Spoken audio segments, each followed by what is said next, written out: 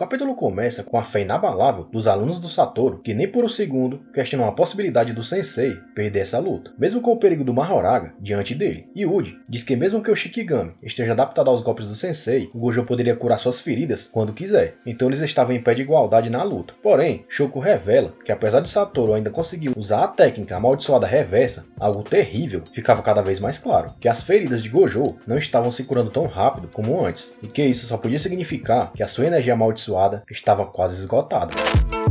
Fala, fã de Jujutsu, Charles Barros aqui. Lembrando que esse vídeo tem spoilers do mangá do capítulo 233 de Jujutsu Kaisen, então continue por sua conta em risco. Shoko completa dizendo que esse estado temporário do Gojo deve ser um problema do cérebro, que provavelmente deve estar sobrecarregado por ter suas partes destruídas e reconstruídas tantas vezes. Lembrando que para recuperar técnicas esgotadas, o Satoru e o Sukuna passaram a destruir e reconstruir a região do córtex pré-frontal direito de seus cérebros, onde as técnicas são registradas. E como Kusakabe bem explica nos capítulos passados, não é simples reconstruir uma região da qual pouco se sabe. Dito isso, Gojo está sofrendo agora os efeitos dessa decisão, mas ao mesmo tempo, o Sukuna também está sofrendo com os mesmos efeitos. Depois de levar o golpe da sombra do Mahoraga, o Gojo fala que fazia muito tempo que não enfrentava aquele oponente, só que eu acho que ele se referia à sombra da morte, porque nessa mesma hora ele lembra do Toji Fushiguro, o único oponente da história até aqui que quase cancelou o CPF do Satoru. O narrador fala que quanto maior forem os sinais de derrota, mais satisfação aquela batalha causaria ao Gojo. Isso inclusive pode explicar porque o Satoru está usando uma roupa igualzinha ao pai do Megumi, simplesmente para se lembrar da derrota que teve lá atrás, mas sobretudo se lembrar que diante da derrota ele é capaz de evoluir ainda mais a ponto de fazer nascer uma nova técnica, ou pelo menos dominar uma nova habilidade já existente, assim como aconteceu na revanche contra o Toji, o que meio que se confirma no final desse capítulo. O narrador ainda fala que a força absoluta resulta na completa solidão, e que esse vazio só pode ser preenchido. Bom, a frase não é completada, mas tenho certeza que a palavra que falta é amor, algo bem falado pelo Gojo e demonstrado pelo amor que ele tem pelos seus alunos, que parece ter substituído sua solidão nos últimos anos. Se a gente pegar para comparar, é mais ou menos o que acontece com Saitama em One Punch Man, que depois de quebrar o seu limitador e se tornar o mais forte, passou por uma solidão avassaladora, a ponto de não se importar mais com sentimentos essenciais como amor, esperança, desespero, tristeza, felicidade, que fizeram dele humano. Com o Gojo, ainda tem um agravante, pois por ser tão forte, ele ainda se torna muito convencido, e é por isso que ele está tão feliz nessa batalha, por poder ir com tudo contra alguém do seu nível. E talvez essa até seja a chave para que o Saitama se torne humano de novo lá em One Punch Man. Mas aqui em Jujutsu é uma confusão de sentimentos, felicidade, euforia, medo, satisfação, culpa, mas sobretudo o amor que o sensei tem pelo seu filho, o Megumi, e pode ter certeza que ele vai fazer de tudo para salvar o Megumi dessa situação, antes que essa luta acabe. Gojo golpeia Mahoraga e logo depois começa a preparar sua reversão de técnica amaldiçoada, a fim de recarregar sua própria energia amaldiçoada e desferir um ataque com o vermelho. O problema é que na mesma hora o Sukuna desperta de seu sono e troca o corpo do Shikigami pelos coelhos das sombras. Satoru ainda tira sarro do Sukuna, dizendo que o Black Flash foi duro demais, a ponto do vilão ter dormido por um tempo, e logo depois dispara o vermelho na direção da sombra do Sukuna, mas só acerta o cenário ao redor. A partir daí, o Sukuna passa a fazer o Mahoraga se transformar literalmente na sombra do Gojo, atacando ele constantemente, até para evitar ser destruído, enquanto o próprio Hyomen fica na retaguarda esperando por uma brecha para um ataque definitivo. Satoru analisa o plano do Sukuna, que é criar aberturas de longe para que o Shikigami possa encaixar um ataque. É mais ou menos como o time Hebi fazia lá em Naruto, alternando entre ataque e defesa, onde todos atacavam enquanto cuidavam da retaguarda do companheiro mais próximo. Em outras palavras, aqui em Jujutsu passou a ser uma luta de 2 contra 1. Hyomen joga um extintor de incêndio no alcance do vermelho para criar uma cortina de fumaça, e Mahoraga aparece logo acima dele para um ataque, enquanto o vilão lança um golpe mortal, o sangue perfurante, uma das técnicas do Noritoshi. Porém, um detalhe chama a atenção aqui, pois enquanto o sangue perfurante originário do clã Kamo é caracterizado pela cor preta, o que remete ao sangue controlado pelo usuário no mangá, aqui o Sukuna usa a mesma técnica, porém caracterizada pela cor branca. Mas vai ver, ele acabou usando outro fluido ali na hora. Vai saber. Satoru defende o ataque do Shikigami com seu braço esquerdo, enquanto tenta defender o ataque do Sukuna com seu braço direito. Porém, a carne do seu braço é dilacerada pelo golpe, o que se mostrou a verdadeira estratégia do vilão desde o início. Quebrar a intangibilidade do Satoru com o Shikigami enquanto encaixava ataques de longa distância distância do próprio vilão. Só que essa cena me lembrou muito aquela em que o Naruto luta contra o Kakuzu, lá em Naruto Shippuden. Lembra quando o Naruto manda 2 clones das sombras contra um membro da Akatsuki, só para analisar quantos clones seriam necessários para distrair o vilão, antes dele conseguir uma abertura para um ataque certeiro? Pois é, aqui é a mesma coisa. O Sukuna, como gênio de batalha que é, acabou de descobrir que será necessário mais que o Mahoraga para distrair o Gojo, para que ele possa acertar um ataque de longe. E isso se encaixa perfeitamente com o que acontece no final desse capítulo. Satoru analisa que uma luta no 2 contra 1 seria difícil a essa altura da batalha, e que o fato do Sukuna poder usar as habilidades dos Shikigamis sem nem mesmo precisar invocá-los era impressionante. Nessa hora, descobrimos através do Gojo que o ataque de antes, usado pelo Ryomen,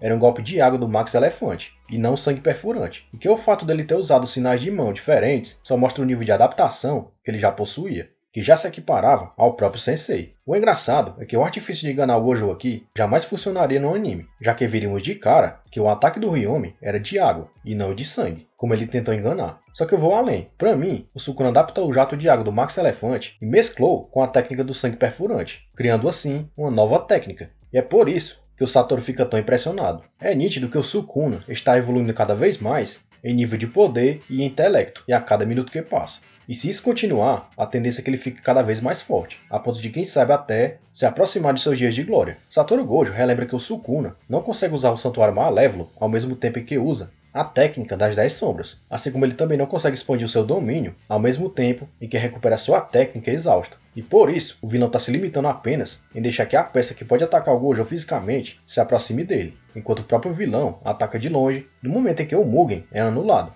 Mas não é só isso. O triste é que enquanto o Gojo fica com cada vez menos energia amaldiçoada e se regenera com dificuldade, o Sukuna, por outro lado, consegue fazer isso instantaneamente, com a ajuda do Shikigami do Servo e sua técnica de maldição reversa. E aqui fica claro duas coisas. Primeiro que o Sukuna agora consegue usar as técnicas dos Shikigamis sem nem mesmo precisar invocá-los. E por isso, tomar o corpo do Megumi foi tão importante para ele. E segundo, que ele nem precisa mais, no cenário atual, usar o Santuário Malévolo ou a técnica de cortes para tentar anular os efeitos do limitado do Gojo, pois ele tem um Mahoraga, perfeitamente adaptado e lutando por ele. Satoru pensa que o Shikigami ainda vai levar algum tempo para se adaptar ao vermelho, o que traz de volta aquela discussão levantada pelo Yuji no capítulo passado, quando ele perguntou se o Mahoraga estava se adaptando com o número de golpes específicos ou pelo tempo automático depois do primeiro golpe. Aqui, pelo menos para mim, fica claro que o Shikigami realmente se adapta com o tempo, depois do primeiro golpe, e não depois de receber um número específico de golpes, como o mangá deu a entender lá atrás. Ah, mas o Sukuna deixou claro que era pelo número de ataques recebidos, certo? Bom,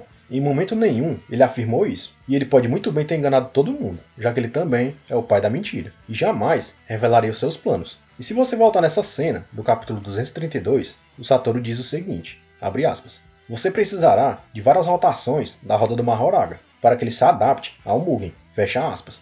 Só que o Sukuna não responde, se limitando apenas em dizer que vai tirar o sorriso da cara do Sensei, antes que o Shikigami surja. Então eu realmente acredito que o vilão escondeu as verdadeiras condições da adaptação do Shikigami até agora. Só que como disse o Kusakabe, isso nem importa no final das contas, já que inevitavelmente o Shikigami vai se adaptar de qualquer jeito, seja ao azul, ao vermelho, ou qualquer outro ataque lançado contra ele, desde que esse ataque não seja forte o suficiente para acabar com ele com um único golpe. Voltando ao capítulo, o Sukuna invoca mais um Shikigami, dessa vez a Nui, totalidade, ou seja, uma fusão da coruja do Megumi com outro Shikigami, o Orochi. Esse monstro aparece com um design totalmente diferente de suas versões individuais, pois consegue parecer bestial e humanoide ao mesmo tempo. Ryomen chama a invocação de Besta Quimera Mandíbula Repulsiva. Diz que agora são 3 contra 1. Lembra que eu disse lá atrás que o Naruto conseguia vencer o inimigo depois de testar o número de clones necessários para uma distração? Aqui, o Sukuna colocou o mesmo plano em prática. E a não ser que o Gojo tenha alguma carta na manga, como parece ter, ele vai acabar igualzinho ao Kakuzu. Vale lembrar que o próprio Sukuna destruiu a cobra do Megumi lá atrás. A gente só não sabia que ela tinha sido incorporada pelo Nui logo depois, assim como aconteceu com os cães divinos. Se eu tivesse que apostar, diria que esse novo Shikigami consegue voar, se locomover pelo solo, desferir ataques de eletricidade, além de possuir ataques com venenos. Isso baseado nos poderes individuais dos Shikigamis, que agora estão fundidos e na pura especulação.